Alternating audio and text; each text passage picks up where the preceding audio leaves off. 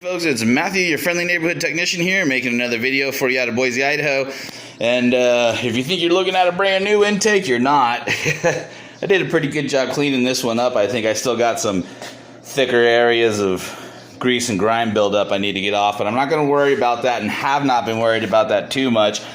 What I have been working on, as you can see, is getting the threads out of this broken heater hose connection because, well, these intakes are not cheap brand new. They're like $400+. You can find them used, but I don't know, I'm kind of iffy about buying these types of parts used. You never know when they're going to come warped or what type of abuse they've been through. So honestly, when it comes to this type of stuff on a professional level, I would much rather A, fix what we have because we already know it works, or B, just go ahead and put something brand new on. So in my mind, I'm doing this to save people as much money as possible.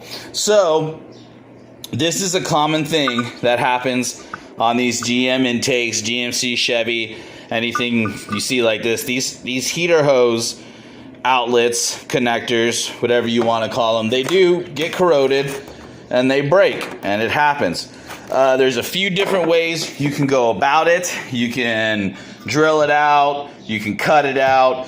This time I decided to go ahead and cut it out. Now then, what does it take to cut it out? Well, this is not hard, strong metal at all. As a matter of fact, you can take it, hit it, see how easy it breaks and shatters and all that stuff. It's like pewter, basically. You know, it's what we call compounded metal. It's a bunch of metals compounded together to form that. So, long story short there. So, it's easy to cut through. And so the best method, and you'll see a lot of people use this method on the internet. It's not an internet method. It's something that's been taught in shop 100 times over again. So the best method is to take it and cut it. Now, you can tell the difference when you're cutting through this versus this, okay? This cuts real easy. You can cut right through this, especially if it's corroded and the integrity of it is gone and all that other stuff. You can cut right through this with a hacksaw blade. I could have swore I had a hacksaw blade. I've used hacksaw blades all the time around here and I absolutely couldn't find it, so I got creative. So if you don't have a hacksaw blade, I went next door to my neighbor who's a plumber and I borrowed, well actually he gave to me, a Sawzall blade that will cut metal. And so what you want to do is you want to notch, you want to cut notches. And I still have a little bit left right here that I'm going to show you, okay? And so what you want to do is just go in there and you want to cut notches.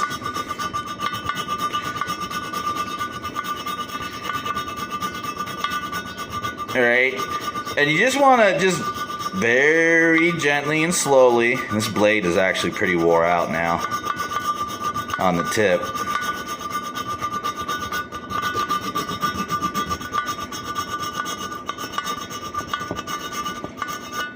Okay, and so you're going to cut a notch, and you can kind of see what that notch in there is looking like. See that? All right, now then, you can tell when you get down to these threads, because the difference, and I'm just going to use this as an example here,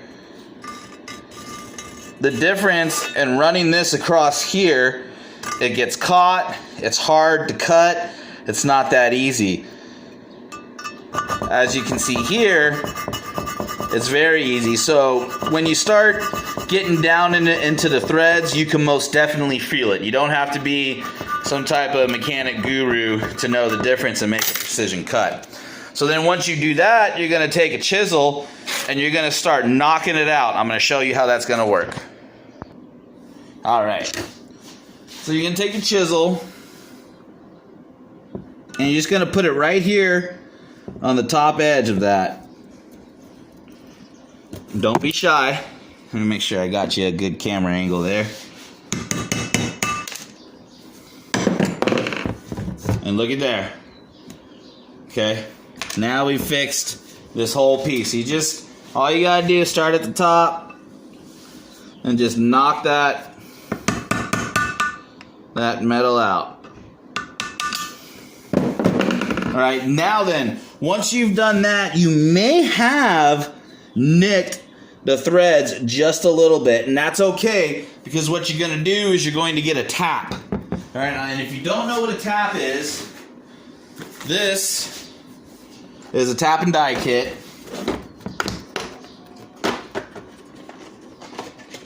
And this is your average normal tap and die kit.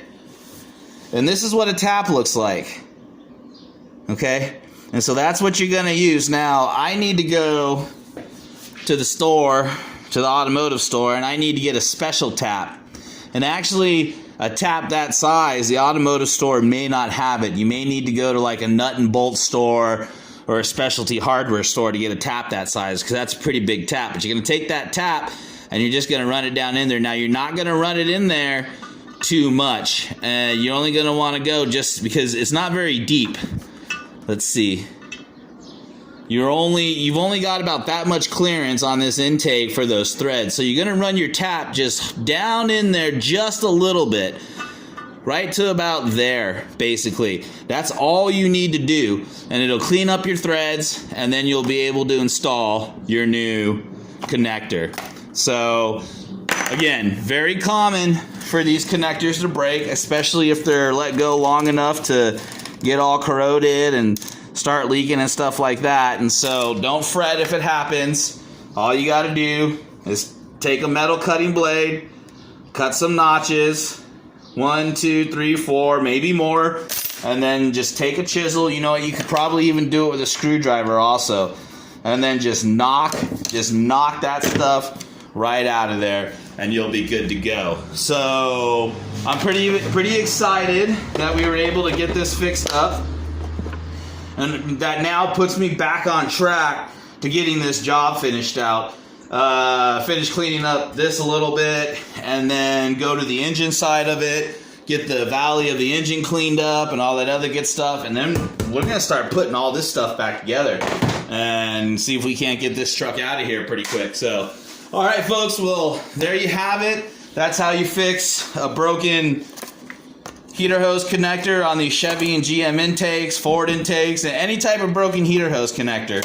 Honestly, that's a good method for fixing it. So if you have any questions, shoot them to me in the comments. I love trading emails with you guys and helping you out. I also like hearing all of y'all's suggestions and the way some of you guys do things. Sometimes I learn something. Always remain teachable in this business is part of my philosophy. So yeah. All right, guys. Well, I'm going to go ahead and get back to work and start getting this truck back together. I appreciate you coming out and supporting my channel and watching my videos and all of your kind comments. This is Matthew, your friendly neighborhood technician, signing off.